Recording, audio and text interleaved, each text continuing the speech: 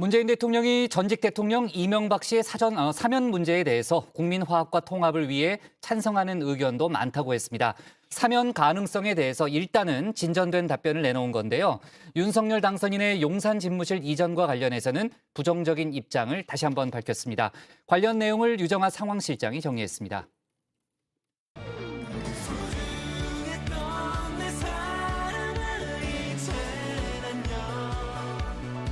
지난 5년 동안 언제나 과분한 사랑과 지지를 보내주셨고 위기와 고비를 맞이할 때마다 정부를 믿고 힘을 모아주셨습니다. 국민 여러분, 정말 고맙고 사랑합니다. 네, 문재인 대통령이 퇴임을 열흘 남짓 앞두고요. 청와대 국민청원에 마지막 답변을 했습니다. 문재인 정부의 상징과도 같았던 이 청와대 국민청원에 5년간 111만 건의 글이 올라왔고 또 2억 3천만 명이 참여했다고 하는데요. 문 대통령이 직접 한 마지막 답변은 전직 대통령 이명박 씨의 사면에 대해서였습니다. 아직은 원론적으로 답할 수밖에 없겠습니다. 청원인과 같은 의견을 가진 국민들이 많습니다. 반면에 국민 화합과 통합을 위해 사면에 찬성하는 의견도 많습니다. 사법 정의와 국민 공감대를 잘 살펴서 판단하겠습니다. 반대도 많지만 찬성도 많다. 그러니까 사면을 하는 쪽에 좀 더 무게가 실린 듯한 발언인데요. 사면을 하게 된다면 다음 달 8일 석가탄신일이 유력합니다. 사면 심사위 등 절차를 고려하면 오늘쯤에는 결단이 있어야 하는데요. 국민의힘에서는 이 MB 사면 요청을 하고 있죠. MB 수사를 주도했던 윤 당선인이 취임 이후에 사면을 하는 건 아무래도 좀 부담이 될 수가 있습니다. 지난달 윤석열 당선인과의 회동이 늦어진 이유로도 이 MB 사면이 꼽혔는데요. 다른 사람들도 사면 대상에 끼어들면서 논의가 좀 되지 못했습니다. 오히려 이명박 대통령이 고령이고 형량도 더 낮았거든요.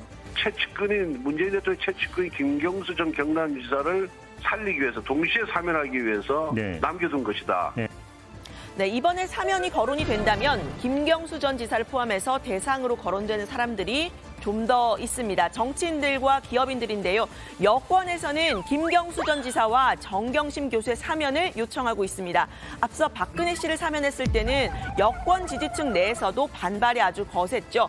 이명박 씨를 사면할 경우 비슷한 상황이 생길 수 있어서 김경수 전 지사까지 같이 하게 될 가능성도 거론이 됩니다. 정경심 교수의 사면에 대해서는 여야의 의견 특히 첨예하게 갈리는데요. 실제 사면이 되면 여론이 더 분열될 수도 있어 보입니다. 그리고 형이 너무 과도하잖아요. 4년이나 이 감옥살이 할 만큼의 그런 정도는 아니라고 보고요. 무엇보다도 워낙 정 교수가 건강이 안 좋았고 이건 정말 인도주의적인 차원에서 이건 봐야 된다. 정경심 전 교수가 왜 갑자기 이게 끼어들어서 이름이 거명된지 잘 모르겠는데요. 국민들이 그로 인해서 얼마나 고통을 겪었는지, 불공정에 대한 얼마나 강력한 그런 국민들의 분노가 일어났는지. 네, 앞서 문 대통령은 손석희 전 앵커와의 대담에서 조국 사태에 대해서 안타깝다는 입장을 다시 밝혔습니다. 사면으로까지 이어질지는 지켜봐야 할 듯합니다. 그 사람 그들의 가족들이 겪었던 그 고통이나 이런 부분들은 참 마음이 아프죠. 결국은 우리 정부에서 민정수석이 되고 법무장관으로 발탁되고 하는 바람에 그런 상황이 이렇게 된 거기 때문에 그런 것에 대한 안타까운 마음이 없을 수는 없죠. 네, 재계에서는 이재용 삼성전자 부회장을 비롯해서 이 기업인들에 대한 사면을 요청한 상태입니다. 문재인 정부에서 경제인을 사면한 적은 지금까지 없었는데요. 5대 중대 부패 범죄에 대해서는 사면권을 제한해야 한다라는 게 일관된 입장이었기 때문입니다. 뇌물, 알선수재, 알선수뢰, 배임, 등령을 5대 중대 부패 범죄로 규정을 하고 5대 중대 부패 범죄자에 대해서는 대통령의 사면권을 제한하도록. 네, 다만 뇌물죄를 적용됐던 이 박근혜 씨를 사면하면서 이 말을 어긴 셈이 되기는 했는데요. 결국 사면은 대통령의 고유 권한이기 때문에 과정부터 결과까지 대통령의 책임입니다. 가장 큰 기준은 국민 통합일 텐데요. 지난해 크리스마스에 이명박 씨는 빼고 박근혜 씨만 사면을 했을 때는 이 건강 문제와 국민 정서를 이유로 들었습니다. 이명박 전 대통령의 사안과 박근혜 전 대통령의 사안은 그 사안의 내용이 다릅니다. 그러한 부분도 고려가 된 것으로 알고 있고요. 또 국민적 정서도 고려하지 않을 수 없는 것 아니겠느냐 하는 그런 생각도 갖고 있습니다. 네, 이 사면에 대한 국민적 정서, 현재로서는 부정적인 여론이 좀 더 높습니다. 여론조사 업체 미디어 토마토 조사 결과를 보면요. 국민 통합을 위해서 사면에 찬성한다는 응답은 30.2%에 그쳤고요. 반대한다는 응답은 절반에 가까운 49.6%였습니다. 문 대통령은 또 다른 국민 청원에 대해서도 답을 했는데요. 윤석열 당선인에게 각을 세운 대목도 있었습니다. 다름 아닌 대통령 집무실 용산 이전 문제입니다. 개인적으로는 저도 청원 내용에 공감합니다. 원래 공약했던 광화문 이전이 어렵다면 그런데도 많은 비용을 들여 광화문이 아닌 다른 곳으로 꼭 이전해야 하는 것인지, 이전한다고 해도 국방부 청사가 가장 적절한 곳인지. 네, 앞서 손석희 전 앵커와의 대담에서도 같은 생각을 밝혔었죠. 윤 당선인 측에 대한 작심 발언 이어간 겁니다.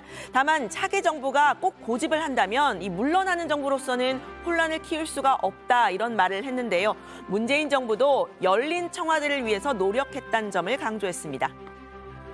우리 정부에서도 청와대 앞길이 개방되었고 인왕산과 북악산이 전면 개방되었습니다. 또 많은 국민이 청와대 경내를 관람했습니다.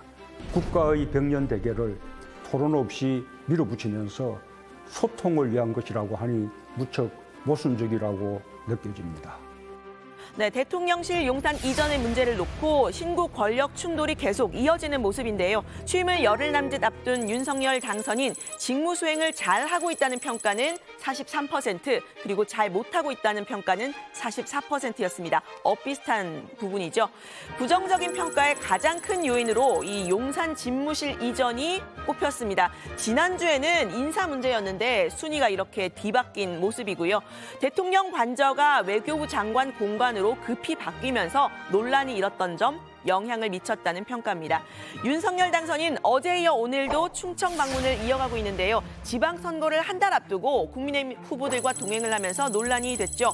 윤 당선인이 직접 출마를 권유했다고 하는 김태흠 충남지사 후보와 현장을 둘러봤습니다.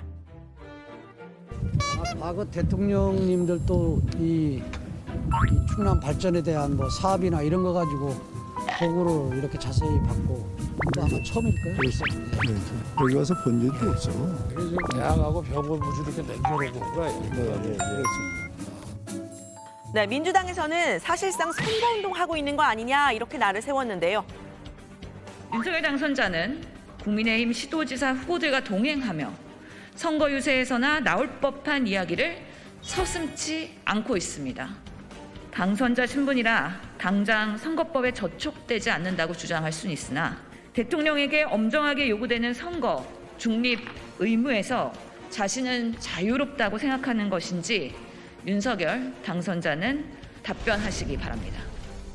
네, 이런 비판을 의식한 듯 윤 당선인의 태도 오늘은 좀 바뀐 모습이었습니다. 이제 지방선거가 얼마 남지 않고 제가 또 좀 있으면은 대통령으로서 공정한 선거를 관리해야 하는 입장이기 때문에 제가 세세하게 말씀드리기는 어렵습니다만은 제가 선거 과정에서 우리 청주 시민과 충북 도민 여러분께 드린 약속은 하나하나 반드시 잘 지키겠습니다, 여러분. 네, 윤 당선인의 이 영상 선거 당시에 화제가 됐었는데요. 좋아, 빠르게 가! 네, 다음 달 21일 한미 정상회담을 열기로 했다고 밝혔습니다. 이건 역대 정부 중에 가장 빠른 한미 정상회담입니다. 조 바이든 미국 대통령은 5월 20일에서 22일 한국을 방문할 예정인데요. 일본보다 한국을 먼저 방문한다는 점, 또 첫 한미 정상회담을 미국이 아니라 한국에서 하는 것 모두 이례적인 일입니다. 한미 정상회담은 용산 대통령 집무실에서 처음으로 진행되는 가장 큰 이벤트가 될 것으로 보이는데요. 일본 쿼드 회의에 앞서서 우선 개최되는 이번 정상회담은 대한민국의 역대 정부 중에 출범 후 최단 기간 안에 열리는 한미 정상 간의 회담인데요. 윤석열 대통령 당선인과 바이든 미국 대통령은 한미 동맹 발전 및 대북 정책 공조와 함께 경제 안보, 주요 지역적 국제적 현안 등 폭넓은 사안에 관해서 깊이 있는 협의를 가질 예정입니다. 네, 청와대 관계자는 바이든 대통령이 문재인 대통령도 만날 계획이라고 밝혔습니다. 한미 정상회담 이후에 22일이 지금 유력한데요. 그때쯤이면 문 대통령은 경남 양산의 사저에 있을 예정이라서 이 양산에서 만날 가능성도 거론이 되고 있습니다. 조 바이든 미국 대통령의 이번 방한에서 이 전 현직 대통령을 모두 만나게 된다는 점 역시 이례적인 대목인데요. 현 정부와 새 정부의 바톤 터치 오늘로 꼭 11일 남았습니다. 신경전이 여전히 거센 상황인데요. 10년이 아니라 5년 만에 정권 교체, 불안정한 인수인계의 피해자는 결국 국민들입니다. 오늘 발제 이렇게 정리합니다. 문재인, 이명박 씨 사면에 찬성도 많아 윤석열 역대급 빠른 한미 정상회담 예정.